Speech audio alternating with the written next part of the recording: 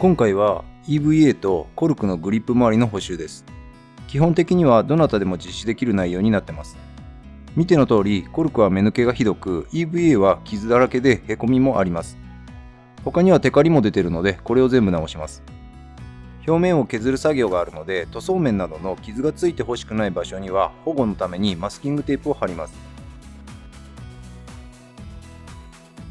テープを2周もすれば十分です。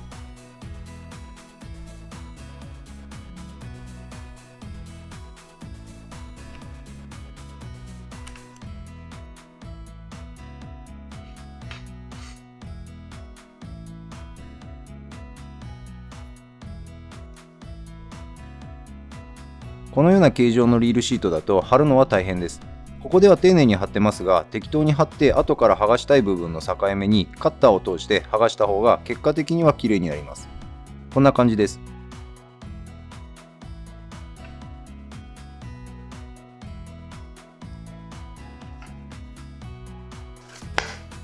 表面を削ります。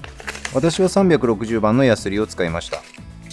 削りカスが落ちるので、何か床に引いて実施することをお勧めします。動画では耐水ペーパーを使ってますが、空研ぎ用の方がいいです。耐水ペーパーで空研ぎすると目詰まりしやすく効率が悪いです。ロッドを回しながら一部だけではなく全体的に削ります。やりすぎると細くなってしまうので、ほどほどにしてください。へこみは削る作業では整えません。EVA は熱をかければへこみが治る可能性がありますので、ここで多少見た目が悪くても後の工程で綺麗になります。コルクの部分も同様に削ります。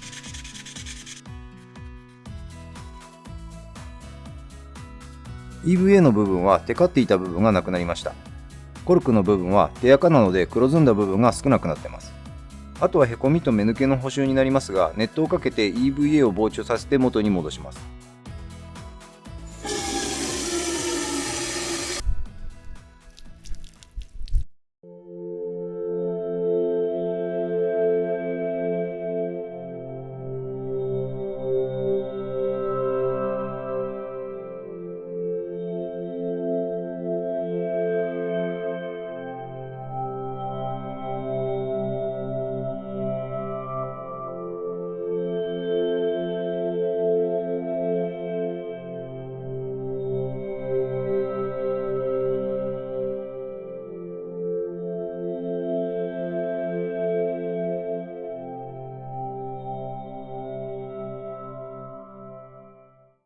ヒートガンやドライヤーでも同じ結果になるとは思います。熱湯にした理由は、このロッドはソルトに使っていたため、グリップに塩が含まれている可能性があったからです。EVA もコルクも80度ぐらいは耐熱性があるはずなので、熱湯でも長時間つけたりしなければ問題にならないと思います。コルクはこの後パテも盛るので、脱脂も含めて洗剤とブラシで洗浄します。EVA もついでに洗剤で洗います。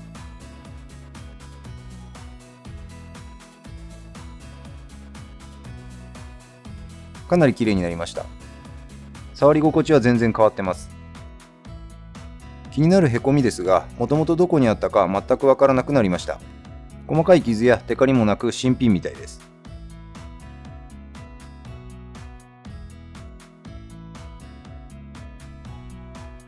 コルクの目抜けの補修に入りますが、ここからはパテの選定をミスした失敗例を含んでます。まずこのパテですが、ダイソーで買ったものです。過去の動画で使用していたダイソーのものが売っていなくて、代替で使ってみました。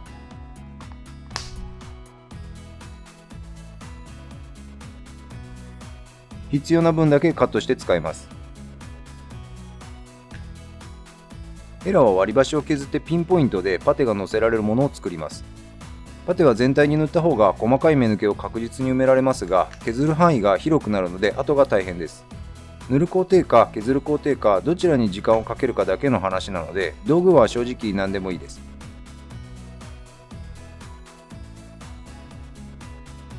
このダイソーのものは硬くて使いにくいです。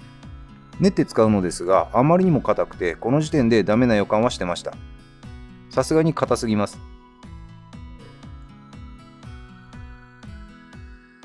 手で練ることにしましたが、練り方はもはや問題ではありません。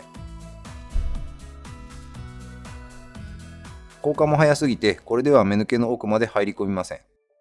このパテの使いどころが分かりませんが、少なくともロッドのグリップには適しません。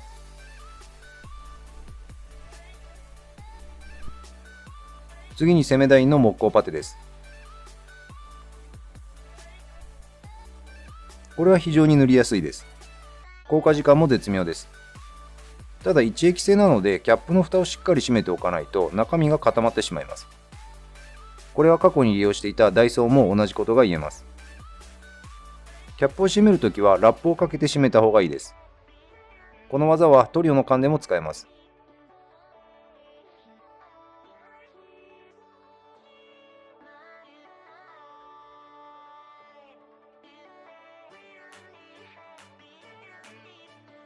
ピンポイントに塗っていたはずが結局全体的に塗られてしまいました。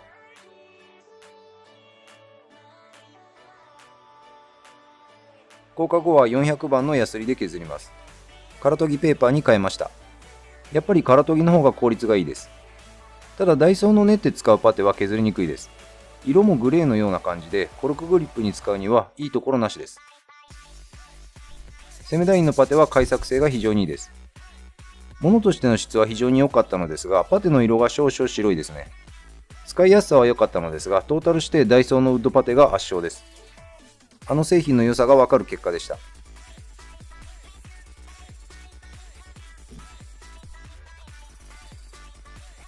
仕上がるとこんな感じです。目抜けが少なければ色が多少違っても気になるほどではなかったかもしれません。で、結局頑張って探して買ってきました。価格を考えるとこれ以上のものはないと思います。このロッドたちはダイソーのウッドパテで目抜け直ししたものですが、全然問題なく使えてます。